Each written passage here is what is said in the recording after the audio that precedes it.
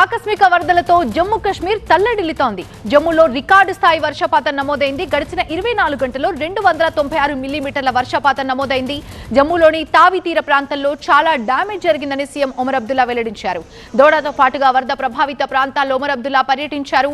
దోడాలో చాలా వంతెనలు కొట్టుకుపోయాయి. దీంతో వాహనాల రాకపోకలకి తీవ్ర అంతరాయం కలుగుతోంది.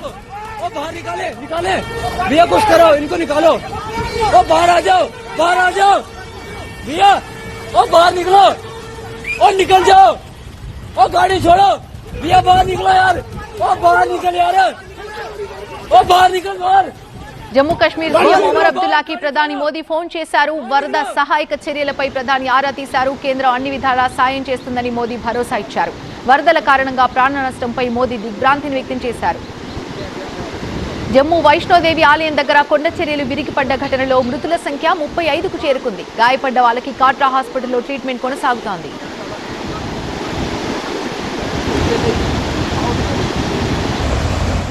పూర్తి అప్డేట్స్ అందించడానికి మా ప్రతినిధి గోపి లైవ్ లో సిద్ధంగా ఉన్నారు. గోపి, గడిచిన 24 గంటల్లో 296 మిల్లీమీటర్ల వర్షపాతం అంటే అసలు ఇది సాధారణ స్థాయిలో కాదు. జమ్మూలో ఉన్నటువంటి చాలా ప్రాంతాలు కూడా డ్యామేజ్ అయిన విజువల్స్ కూడా మనం చూస్తున్నాం. ప్రస్తుతం పరిస్థితి ఏ విధంగా ఉంది? పూర్తి అప్డేట్స్ ఏంటి? ఉత్తరాది రాష్ట్రాలని భారీ వర్షాలు కుదిపేస్తున్నాయి. ప్రధానంగా జమ్మూ కాశ్మీర్లో జమ్మూ రీజియన్లో గడిచిన 52 ఏళ్లలో రికార్డు స్థాయి వర్షపాతం ఒక్క 24 గంటల్లో నమోదవడం జరిగింది. 52 ఏళ్ల రికార్డుని బద్దలు కొట్టడం జరిగింది. ఇటు 30 సెంటీమీటర్ల వర్షపాతం కేవలం 24 గంటల్లో నమోదైందంటే అర్థం చేసుకోవచ్చు పరిస్థితి ఏ విధంగా ఉందనేది. అలాగే అక్కడ నదులు కూడా ఉప్పొంగి ప్రవహిస్తున్న పరిస్థితి. తావి, జీలం, చినాబ్ సహా ఇటు నీరు ఇటువంటి నదులన్నీ కూడా ఉప్పొంగి ప్రవహిస్తూ గ్రామాల్లోకి అలాగే నదీ పరివాహక ప్రాంతాలన్నింటినీ కూడా ముంచెత్తిన పరిస్థితి. అలాగే భారీ వర్షాలకి కొండ చర్యలు విరిగిపడిన ఘటనలో కూడా అనేక మంది ప్రాణాలు కోల్పోతున్న పరిస్థితి. నిన్న సాయంత్రం కొండ చర్యలు విరిగిపడిన ఘటనలో ఇటు కాట్రా వైష్ణోదేవి ఆలయానికి వెళ్లే భక్తులు 35 మంది ఇప్పటివరకు చనిపోయారు. సో ఈ పరిస్థితిని అంతటినీ కూడా ప్రధాని నరేంద్ర మోడీ అలాగే ఇటు హోంమంత్రి అమిత్ షా స్వయంగా పర్యవేక్షించడం జరిగింది.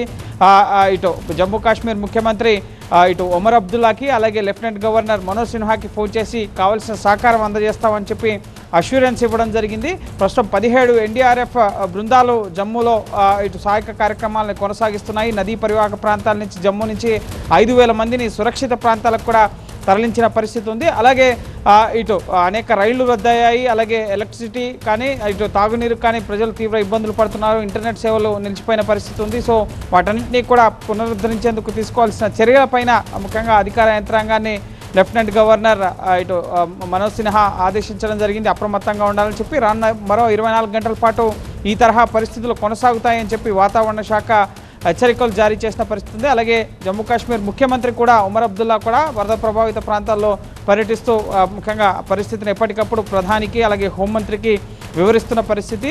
కేవలం జమ్మూ కాశ్మీర్లోనే కాదు, ఇటు ఉత్తరాఖండ్, హిమాచల్ ప్రదేశ్, పంజాబ్, రాజస్థాన్ ఈ రీజన్లో కూడా భారీ వర్షాలతో అక్కడున్న ముఖ్యంగా గంగా నది కానీ బియాస్ నది ఇటువంటి జీవనదులుగా ఉండే నదులన్నీ కూడా ఉప్పొంగి ప్రవహిస్తున్న పరిస్థితి ఉంది. ప్రస్తుతం దేశ రాజధాని ఢిల్లీలో యమునా నది సైతం వరద ఉధృతి ముఖ్యంగా 204.61 మీటర్లకి ఢిల్లీలో యమునాలో వరద ఉధృతి కనిపిస్తుంది. 205.33 ప్రమాద స్థాయిగా ఉంటే ప్రస్తుతం ప్రమాద స్థాయి అంచున వరద ప్రవాహం అనేది ఢిల్లీ యమునా నదిలో కనిపిస్తుంది. 206 మీటర్లు వరద ఉధృతి దాటితే కనుక లోతట్టు ప్రాంతాల ప్రజలందరినీ కూడా ఖాళీ చేయించడం జరుగుతుంది. సో ప్రస్తుతం లోతట్టు ప్రాంతాల ప్రజలకి హెచ్చరికలను కూడా జారీ చేశారు. 30 బోట్లను సిద్ధంగా ఉంచారు. లో లేయింగ్ ఏరియాస్లో ఉన్న 20 కాలనీలు అలాగే గ్రామాలు ప్రభావితమైన పరిస్థితి కనిపిస్తోంది. సో ఉత్తరాది రాష్ట్రాల్లో కురుస్తున్న భారీ వర్షాల ప్రభావం అనేది ముఖ్యంగా హర్యానా అతినికుండ్ బ్యారేజ్ నుంచి ప్రతి గంటకి 50,000 క్యూసెక్కుల నీరు కిందికి విడుదల చేస్తుండడంతో యమునా నదిలో కూడా వరద ఉధృతి పెరిగిన పరిస్థితి. సో ఇక్కడ ఉన్న పరిస్థితిని కూడా ఎప్పటికప్పుడు ఢిల్లీ ముఖ్యమంత్రి రేఖా గుప్తా